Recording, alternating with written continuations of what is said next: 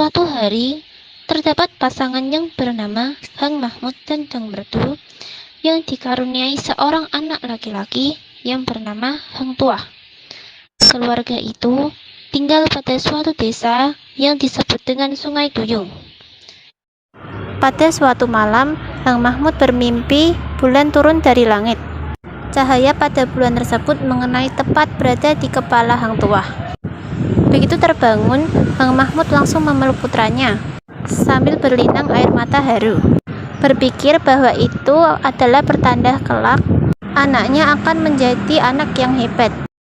Hang Mahmud membekali anaknya dengan berbagai ilmu, mulai dari ilmu agama hingga ilmu bahasa Melayu, Keling, Cina, bahkan Portugis.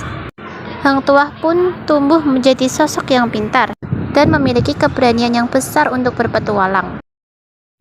Ketika ia sudah cukup umur, Hang Tuah bersama dengan 4 sahabatnya, Hang Jebat, Hang Katsuri, Hang Lekir, dan Hang Lekyu, pergi berlayar ke Laut Cina Selatan.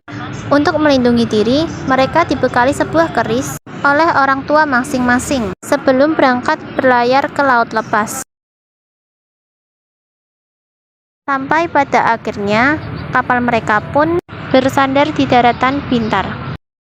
Ketika sedang berjalan menyusuri hutan di Pulau Bintan, mereka menemui seseorang lelaki yang sedang dikerumuni oleh segerombol perampok. Melihat itu, mereka langsung melompat untuk menyerang perampok yang membuat kegaduhan itu. Tanpa kesulitan, Hang Tuah dan teman-temannya berhasil mengalahkan perampok itu, membuat seorang lelaki yang mereka tolong terkagum-kagum. Tak disangka, pria tersebut merupakan Tuan Bendahara Paduka Raja Bintan. Melihat kehebatan mereka, Tuan Bendahara pun mengajak kelima orang anak itu ke kerajaan untuk diangkat menjadi anak-anaknya. Kehebatan kelima anak tersebut itu pun sampai ke telinga Baginda Raja Shah Alam dan ikut mengangkat mereka menjadi penjaga istana.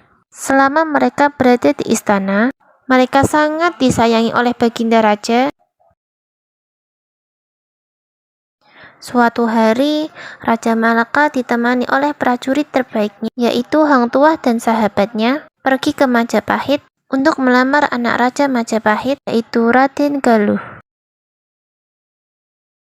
Tetapi sangat disayangkan, kedatangan mereka tidak mendapatkan sambutan hangat dari Patih Gajah Mada. Karena ia tidak menyukai kerajaan Malaka, ia mulai menyerang Hang Tuah dan sahabat-sahabatnya. Berbagai cara Patih Gajah Mada lakukan untuk membunuh Hang Tuah, tetapi selalu gagal. Bahkan seorang pemangsa ringsang sakti pun tetap bisa dikalahkan oleh Hang Tuah.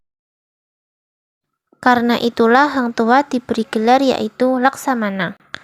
Di sisi lain, Hang Jebat pun iri karena pencapaian Hang Tuah, dan ia berniat untuk menjebaknya. Hang Jebat mengetahui bahwa Hang Tuah dan Tenteja, seorang dayang istana, saling mencintai. Ia lalu menyebar fitnah bahwa Hang Tuah dan Tenteja berzina.